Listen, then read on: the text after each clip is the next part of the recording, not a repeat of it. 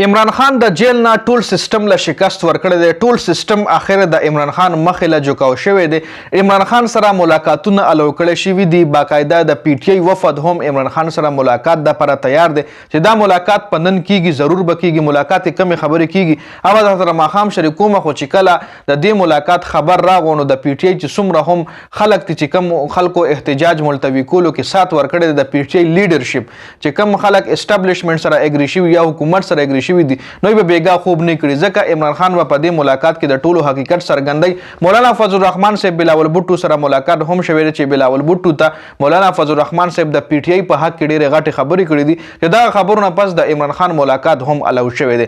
مکمل تفصیلات طرف له راځو چې دا وخت ټول سیستم، دا وخت ټول نظام عمران خان مخې له جوکاو شوی دی. عمران خان سره ملاقاتونه په 13 اکتوبر باندې بند شوي وو. د حکومت دا پلانینګ و چې 18 اکتوبر پورې به موږ آئیني ترمیم وکړو او کپتان به د هیڅ نه خبر نشي.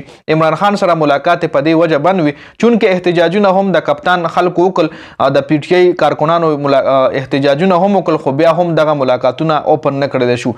خو بیا اخر ټول سیستم هار ومنلو او عمران خان سره ملاقاتونه الاو کړل. جی بیګا شپه کې غټه فیصله شوې ده چې عمران خان سره به ملاقات ضرور کیږي. پنچی رکنی وفد هم تیار شوی دی چې ای به عمران خان سره ملاقات کوي او عمران خان سره ملاویدو نه پس په کپتان سره مشورې هم کیږي. د حکومت آئینی عدالت او چیف جسټس قاضي فیض عیسی ایکسټنشن خبره تقریبا ختمه شوې ده. جی په دغه ملاقات کې به آئینی ترمیم حواله سره چې کومه مسوده تیار ده اب کپتان ته پیش کړل کیږي. کپتان دغه حواله سره څه فیصله کوي دا براتلون کې ټایم کې پته لګي. خو ښکارا خبره ده چې آئینی ترمیم عمران خان نه مني، څنګه چې مولانا نه مني داسې کپتان هم نه مني.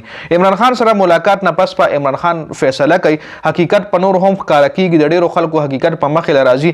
الیمین ګنډاپور حواله سره هم نوي خبرونه مخې ته راتلو ولدي. د پی ټی آی غټ پلانینګونه دا دي چې پی ټی آی وایي چې په ملک کې کم د پی ټی آی لاره نیول کیږي هغه لاره د کولو کړل شي او د چیف جسټس د نوي چیف جسټس منصور علي شاه صاحب نوټیفیکیشن او هغه په ملک باندې امپلیمنٹ هم شي، یعنی هغه د پاکستان چیف جسټس جوړ کړل شي. آئینی ترمیم حواله سره بلاول بوټو بیګا مولانا فضل الرحمن سره یو ځل بیا ملاقات کړي او دا ملاقات د مسلم لیگ نون نه بیل شوی دی، مطلب ځان ته ملاقات شوی دی چې په دغه ملاقات کې مولانا پی ټی آی ته د پی ټی آی حواله سره ویلي دي چې پی ټی آی د حکومت اپوزیشن دی او د پی ټی آی نه بغیر آئینی ترمیم نه کیږي او عمران خان سره د ملاقات الاو کړل شي. نو بیا په دغه ملاقات دوران بلاول بوټو وزیر داخله ته ویلي دي فونی ول کړی دی چې عمران خان سره د ملاقات وکړل شي. نو وزیر داخله هم رضا شوی دی عمران خان سره په ملاقات باندې چې هغه نه پس بیا د پی ټی آی یو وفد هم تیار کړل شو کپتان سره ملاقات د پاره. جی عمران خان سره په دغه ملاقات کې آئینی ترمیم حواله سره فیصله کوي. عمران خان به فیصله کوي. اوس عمران خان سوي د براتلون کې ټایم کې پته لګي. خدا ښکارا خبره ده، شور خبره ده چې کپتان آئینی ترمیم چې کوم مسوده ده دا به ریجیکټ کوي.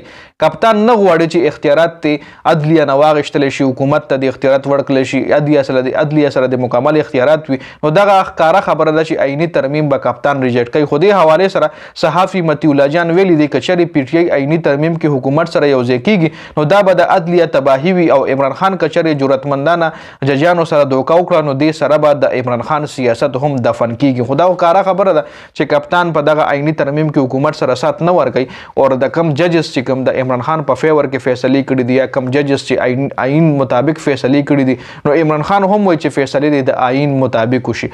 نو عمران خان هیڅ کله هم د آئینی ترمیم کې حکومت سره نه یوځای کیږي. جدا اپډیټس خپل رائے کمنټس کوي. ډیر زیات مننه. والسلام.